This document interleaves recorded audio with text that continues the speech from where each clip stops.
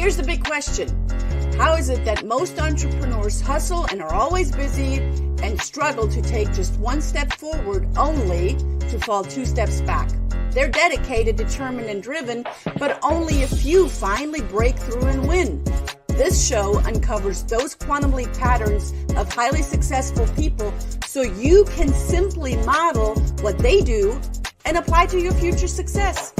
That's the question, and the answers are right here. My name is Brigitte Höfele, and this is the Success Patterns Show.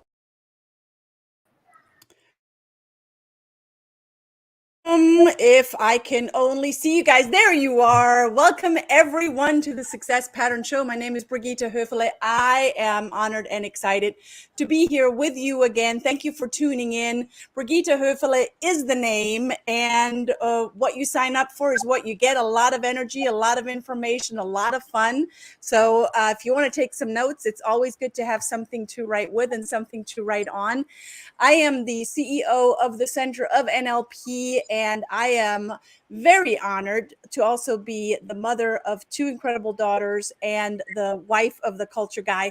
Today, I have the distinct pleasure to welcome someone that I have crossed paths several times before, several years ago, and we're going to learn more. We're going to learn a little bit more about how you thrive after unhealthy relationships and what that looks like, what that can look like when we do the work. So today we have Stephanie McPhail, who's an author of two books. She's a fellow educator. One of the books that she wrote and the workbook that she has for that book is Being Love Shouldn't Hurt. It's a #1 release. She's a certified coach. She has a double master's degree in health and education. She's a bachelor's in psychology, certified crisis counselor, a certified coach, an author, a Reiki practitioner.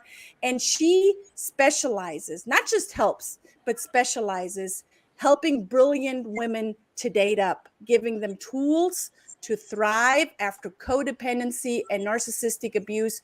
So if they decide to date again, choose healthy partners and partnerships that inspire them and not drain them. Stephanie, thank you for being here. Welcome to the show. Thank you. I'm so excited to be here. And Brigitte is awesome. We've known each other for, I think it's about 7 or 8 years now. So this is really great to be on this end and sharing what I learned from you and my experience with all of your viewers. Yeah, thank you so much. Yeah, when we met several years ago, and it's been a while. Wow, I think we're dating both of ourselves. Your business wasn't where it is today. And I don't even think, I think we talked about this earlier. You didn't have kids. You weren't necessarily married at the time. So a lot of things have changed, and boy, have they ever changed. And there's so many things that we can talk about, but I'm really curious, what got you into the work that you're doing today? What has driven you to create the tribe and the community that you've built over the last, 2.5 years? Well, I officially opened up in 2014, but that was when I met you, and I was still trying to figure out exactly who I was trying to help. And I guess I knew, but couldn't really put my finger on it just yet. Helping women transform their lives and thrive after unhealthy relationships was one of those callings that you don't want to be called to. I knew I wanted to help people, and I knew I wanted to inspire others. And so I had taught for 17 years, and I inspired and helped many, many kids throughout their time with me as their health teacher. But I felt that there was something more. And I was really good at having really unhealthy relationships. And so I went from one unhealthy relationship into another one. My first husband being both physically, psychologically, sexually abusive. And it really brought down my morale. I started to think that really I had never had a healthy relationship. So I started to just feel like, hey, maybe healthy relationships just aren't for someone like me. Maybe I'm toxic. Maybe there's something wrong with me. And I dealt with it. I tried to stick around. I tried to make it work. And what I found doing the work that I did is that it seems to be really way more common that I once thought that successful women get stuck in these cycles of toxic relationships. And because we're so used to making things work and figure things out, we try everything we can to make the toxic relationship work when it's not meant to. The best thing to do is not to try to force it. It's to actually let it go and find someone who's a better fit for us. So I am very passionate about what I do. I was lucky enough to meet and marry the man of my dreams. And we now run our business together, helping others thrive after toxic relationships. And so it was a calling that my heart was being pulled. I had to, and now I get what I get to do every single day. So much goodness in that. So thank you for doing the work. What made you say, okay, enough? When was enough? Well, I don't know. I kept feeling like there's got to be more for my life than just this. There has to be more than just coming home and worrying who I was going to come home to that day. Some days he'd be in a good mood and things would be nice. And then other times there'd be a big fight. I never knew who I was coming into. And so, actually he had quit his job and I was the breadwinner, taking care of the household, worrying about everything, even working a second job to make sure that I was keeping a roof over our head. And one day when I was at my second job, he told me that he quit. He was like bartending, waitering on the side every once in a while. And he said, "Hey, I quit that job. I don't want to work there anymore." And I said, "But babe, we have some bills coming up and you promised that you'd pay some money towards those bills." And he said, I won't repeat what he said because, it's not really appropriate. But he said, just like typical blank Stephanie, not to support her husband.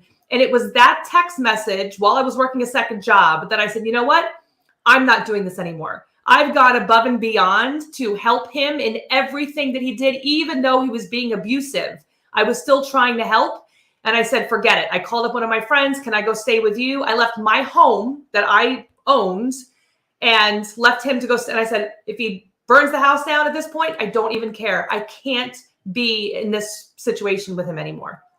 So when did you know that you were able to cut those ties, that you were able to that you knew that you have what it takes? I don't think I did, really, honestly. I had this vision that maybe things could get better, but it was a glimmer of hope. It was that little tiny mustard seed of maybe something can change, but I can't imagine living like this for 50 years of my life. And I kept thinking to myself, is this all there is? The excitement and, joy that I had in my life when I was younger was taken away and replaced with anxiety and stress and health issues and all of these other things where I kept thinking either he's going to kill me, which was a distinct possibility, or I'm going to get really sick. So kind of the same boat, or, I'm going to live a long life and it's going to be horrific. And I felt like I was missing out on something. And so when I decided to get a divorce, I got a divorce kind of thinking I might be single for the rest of my life. And I had to grieve that. I had to be okay and ready to just be like, this might be it. I just might not be able to have a healthy relationship. And with working with women exactly in that kind of, scenario, I'm pretty sure that you've seen it all. And I'm pretty sure that there are more women out there than I could imagine, that I want to imagine. Yes. So, how do they find you? What do they do to say, okay, I need to find a community that helps me to cut those ties, that helps me to get into a place where I can think straight again, where I can not believe that I'm gaslighting myself. How do people find you? How do these women find you? I think what happens a lot of times is, so I have a really large community on Facebook. Being Loved Shouldn't Hurt has close to 16,000 people in the private community. We do trainings in there all the time. I have my 2 books that are available. I do, TV interviews. I do summits, podcasts, all that kind of stuff. So people find me in a lot of different ways. But what I think what happens a lot of times, and this was me also, as professional women, we're really used to becoming really educated about things. So we do research. We find out everything we need to know about narcissism and codependency. And we jump in and try to figure out what is wrong with these people that have treated us this badly. And we try to really diagnose what's going on. So of course, right now, the really popular term is narcissist. Everybody seems to be a narcissist. But one of the things that I turn around a little bit on that is it really honestly doesn't matter what's wrong with the other person. So all that research and all that information is great because it starts pointing you in the right direction. And what that direction is the common denominator in all of those unhealthy relationships was us.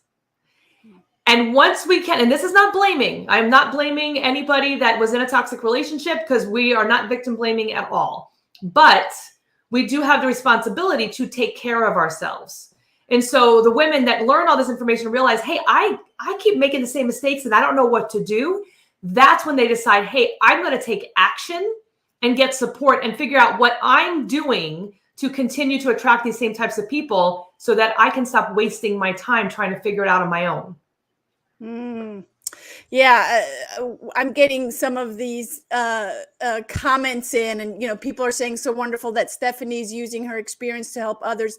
I agree, Stephanie, and being a fellow educator, and been going in that direction as you are going for what now, 7 years, 8 years.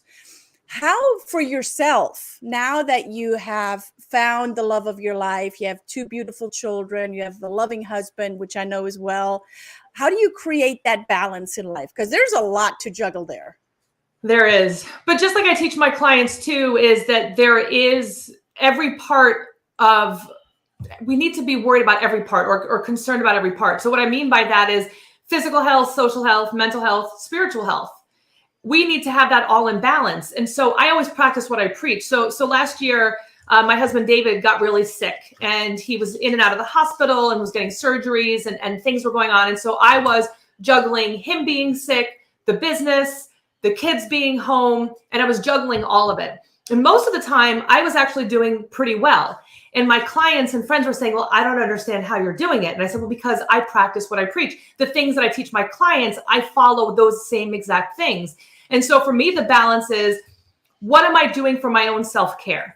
I get really, when things are tough, I get really strict with my schedule. So like getting up every morning, making sure that I do my exercise for at least an hour every single day, drinking my green smoothies throughout the day to make sure I'm getting my vitamins and nutrients throughout the day, getting my water in, taking time to meditate, getting time to be with friends and go out in nature. All of those things are priorities. And it's like, they always talk about on the airplane, that mask, putting it on yourself first. People feel it's selfish to take care of yourself, but I can't be the best coach, the best mom, the best teacher if I'm giving till I'm empty. I have to make sure I'm filling up my own cup first and then give from the overflowing cup. If not, I would be exhausted all the time. Yeah. Yeah, as a fellow chainsaw juggler, I would say I can attest to that. What would you say is, maybe it's one thing, maybe it's a combination of a few things, are some of your non-negotiables?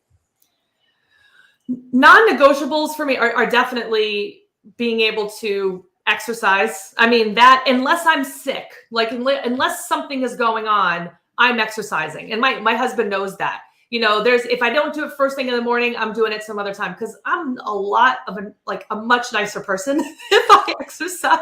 So it's good for everybody if I exercise. I get that energy out.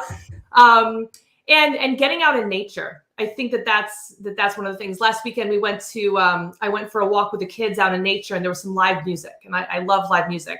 But getting out that once a week and just filling up on the birds and getting out and like earthing, being able to feel the ground under your feet and be moving your body in that way, and having conversations with my children and interacting with my husband, the family, doing things together.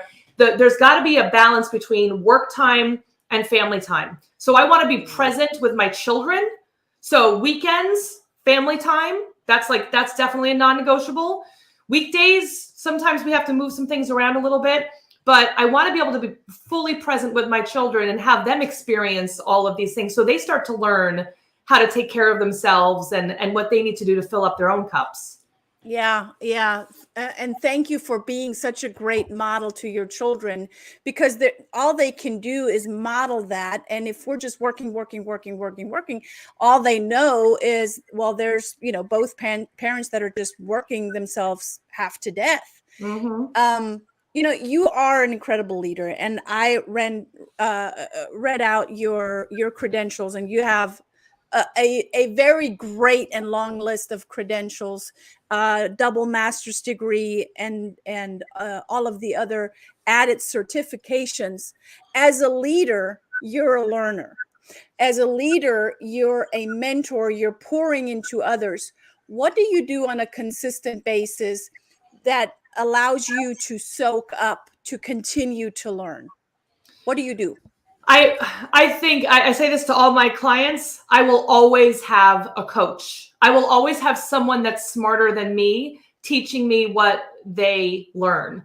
So, I have coaches that I work with, that I've invested with, that I love, that are constantly pushing me out of my comfort zone, and they're sharing information that I would have never thought about. Sometimes it's obvious, but when we get stuck in our own way of doing things and we're not open to what other people who know more than us, we're really doing ourselves a disservice. So, and I would say also too, I surround myself with people who are also looking to improve their lives and improve the world. I moved from New York to Texas. When I was there, I had a lot of really great friends, but all of them were fine with where they are at. And that's wonderful. There's nothing negative that I'm saying about that. But I wanted more. I wanted to push more. And so I started to really surround myself with people who are doing exactly that. And that inspires me to do more. We can't be the only one inspiring and working all the time. It's nice to have other people around us that are doing the same, that we feed off that energy, and everyone's winning from that. I agree. And I would argue that the community that you have built over time, there are people in there that are not just mentees, they're also mentors, right? We constantly learn from each other. Yes. Yeah. I have some amazing clients. And one of the biggest things that I've heard from clients is that once they're done using up all of that energy to try to make a relationship work, now all of a sudden they're left and they're like, I feel so energized. What do I do with all this newfound energy? And I'm like, you start a business, or you volunteer, or you do all these other things.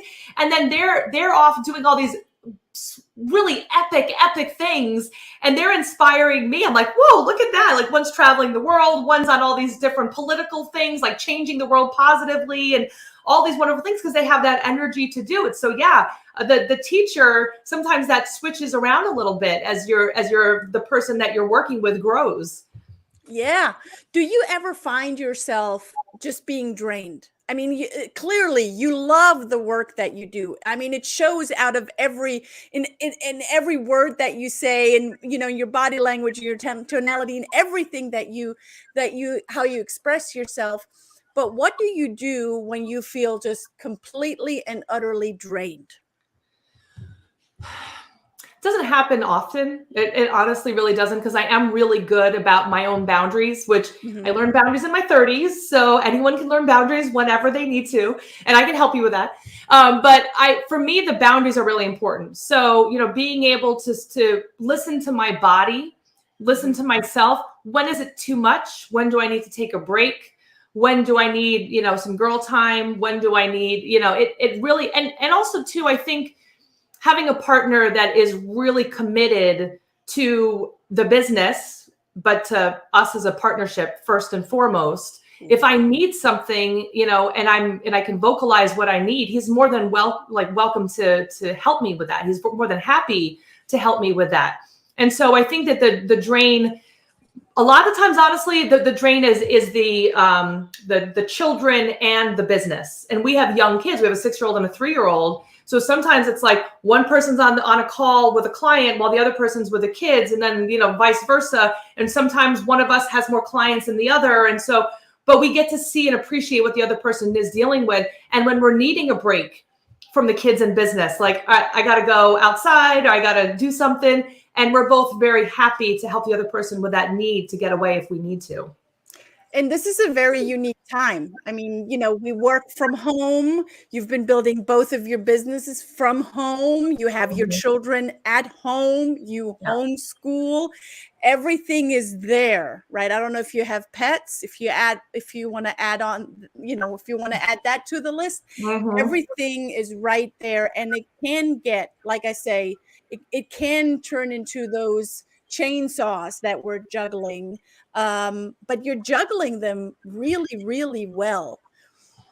And well, and you know what? I actually I was realizing this the other day. It was probably about December, and I said, I don't. It wasn't even the business. It was more of like the pandemic and being home with the kids, all the things that you just talked about. And one of the things that I love more than anything is traveling. And with the pandemic, I had not really been traveling because of concern of someone in the family getting sick. And again, my husband was so sick last year. The last thing I wanted to do was bring COVID into the house. So we really hadn't been doing a lot of traveling. So we actually, in December, for about 3 weeks, we went to go visit our families in Virginia, North Carolina, and South Carolina, and just hung out. We unplugged from the business mostly. There's little things we had to do, but we mostly unplugged from the business. And we just had a grand old time with our family and spending quality time and catching up with everybody and getting to just be in the car. I do a lot of good thinking when I'm, driving. So some good thinking and some good ideas, and just came home feeling so refreshed. So when January came and we were home, I was like, oh, I didn't know that I needed that breath of fresh air of just being out of these walls. I didn't know how much the walls were starting to get a little closed in. And then I had the freedom of being able to go out, and it just reignited that fire and gave me all these new ideas that I could work on with clients.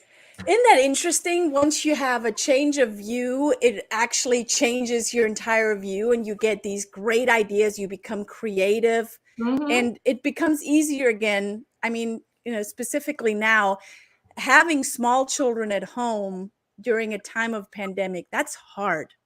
That's hard on everyone. Oh yeah. I feel badly for them too. I mean, it's not always easy. We do the best we can. But it's not an easy time for anyone. I agree. May you be a family with kids, or may you be alone. It's just as, it's just as tough. It's just different. Yep. What would you say which book has made a huge impact in your life, other than the book that you wrote or the books that you wrote? Well, I really love the book Celestine Prophecy. I read that book while I was going through a pretty major depression. And while I was reading it, they talked about energy, and it talked about, how other people try to steal our energy and try to keep us from being the best versions of ourselves. And there was a lot of things that, as I was reading, there's 3 books, and I guess there's now a 4th book. But I was going through the whole series, and things were happening in the book and happening in my life at the same time. There was all these weird coincidences, and it made me see the world in such a different way. And so I recommend to clients that book all the time, because of how much it talks about energy and empowering, and that we were put here to do certain things and to follow the path that's calling to us, as opposed to going against what's calling to us. Because a lot of us, we know what we should be doing, we don't do it, and then that's where we get into problems. But if we follow our heart, we'll end up in the right place for us. So yeah, that book definitely helped me there. Yeah, definitely. I love that. Thank you for sharing that. And do you think it was a coincidence, or was it by design? Isn't it always by design of For sure. what we're going through and how we relate to the world when we're open? Before, and you came bearing gifts, of course. Before we go into that, I want to hear from you. There's definitely, because this is the Success Pattern Show, I'm always looking for the secret that drives someone. It's the pattern that leads, that you do on a consistent basis, that leads to the success that you are experiencing. Success may be how you raise your children. Success may be how you view life. Success may be how you're creating your community. What would you say is the recurring pattern of your success? Well, Martin Luther King Jr. said that he didn't have a dream, the dream had him. And I think that's me. And so I think the biggest thing for me has been this dream is something that I already see living. It's already there. I saw it before I even became successful. I knew that it had to happen. All I had to do was figure out how to get from point A to point B. And as a teacher, I knew nothing about marketing. I knew nothing about business. So when the calling, you said, the universe provides, well, the universe was tapping me on the head and saying, Stephanie, you've got to share your message with people. And I was kind of kicking and fighting at first and saying, no, I'm uncomfortable. I don't know if I should do it. But once I realized, like, all right, I'm going to listen and I'm going to do what I need to do. The biggest thing for me was I'm going to do whatever it takes to see my dream turn into a reality. So if that means hiring, the best coaches, best business associates, hey, you fall down 3 times, you get up 4. You're constantly there will be success. I will figure it out. And I think that kind of mindset as an entrepreneur, we have to remember, because let's be real. There are some days and some months where like the money starts to go down and some months where the money is really great. And if we sat there when the money wasn't so great and we felt so terrible about ourselves and lost track of what the big dream is, then everything would be for nothing. But I think when you have your why so clear and the calling pulling so strongly, and you realize inside of you, I will do whatever I have to do to make this work, that's when you figure it out. Because if you're not that committed, it's easy to give up because it's hard. It is hard sometimes. Yeah, I agree. It's hard raising children. It's hard being a teacher. It's hard being a business owner. It's hard, period. Yep. If we want to focus on it being hard. We can choose our hard, though. It could be hard as a business owner. It could be hard whatever it is. It's going to be hard, whatever it is, but we get to choose our hard. This is the hard that I choose. Yeah, I love that. This is the heart that I choose. And I choose heart over hard. Same And I'm pretty sure, that that's your creed as well. So there are people out there that I know that are listening right now that say, I need to get in touch with Stephanie. How do people get in touch with you? I think the best thing, you can join our private group, Being Loved Shouldn't Hurt. I know that's going to be in the show notes. You can also send me a text message. That's normally the best way to get a hold of me. 631-317-4027. Feel free to, if you have any questions, we can talk about what working together would look like. Or you can send me an email, stephanie@beinglovedshouldn'thurt.com. And I check my emails every single day. Text message tends to be the quickest response. So that might be the best, but don't be afraid to reach out. The worst that can happen is we're not a good fit for each other and we move on. The best that can happen is your life has completely turned around for the better. So it's worth taking the chance. For sure. And it's down here in the banner. So follow Stephanie here, beinglovedshouldn'thurt.com. And I'm pretty sure all of the other information is also found there. And now, because you did come bearing gifts, tell us about your gift. Well, I would love for anyone who is looking for information. They want to just jump on a call and they want to see where they're at, like what they need specifically to do to heal from the cycle of unhealthy relationships. I'm going to offer you a free call to really get clear on where you're at, what's going on, and what specific steps you need to take. So the strategy call will take about 30 minutes. And we don't necessarily have to work together. It doesn't even have to be for that. But I'd like to offer you as a special gift to you from me, my time to be able to help you figure out and really get clarity on what you specifically need to do in order to move forward. So I see my link underneath, just get on my calendar and we can go from there. So that is, I'm going to read that out for everyone that does not perhaps see it. It's the calendly.com/beinglovedshouldn'thurt/essentials-toolkit. I'm going to say that again, calendly.com/beinglovedshouldn'thurt/essentials-toolkit. And you'll find them in the show notes as well. Man, this is such an incredible conversation. And I know that people are ready and have been ready to hear your message.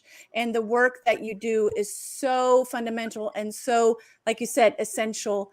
And thank you for doing that work, Stephanie. And I'm just so grateful that our paths have yet crossed again. And I'm pretty sure they're going to cross many, many times again. For sure. For sure. I love it. I mean, and realistically, now is the best time to work on ourselves. I mean, this is the time to do it. And relationships are everywhere. It doesn't just have to be romantic relationships. Relationships are in every single thing that we do. So if we can work on this part, it opens up all the other parts of our lives to the freedom and the love and the excitement and joy that we were put here to experience.